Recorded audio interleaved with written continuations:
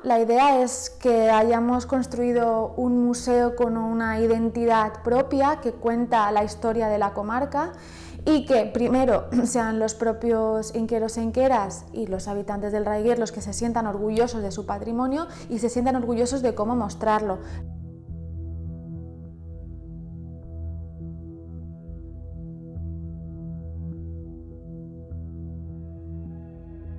En realidad nos basamos en nuestros 25 años de experiencia en montajes de exposiciones muy diferentes y muy diversas.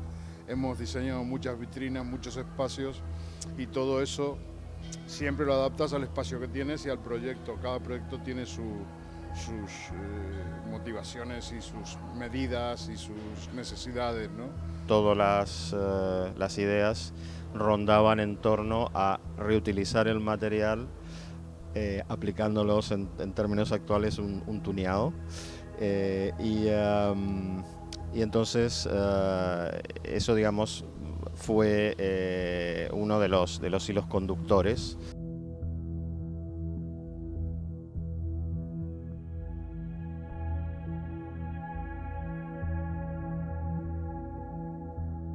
Como dato curioso de este museo es que todas las piezas que tenemos aquí, tanto expuestas como en depósito, en la colección han sido cedidas o donadas por particulares o empresas de la zona. Es decir, hay otros museos que a lo mejor su política de adquisiciones es comprar piezas o préstamos. No, aquí todo lo que tenemos es porque lo han cedido o donado gente de la comarca, porque es un museo que nace desde la propia comunidad.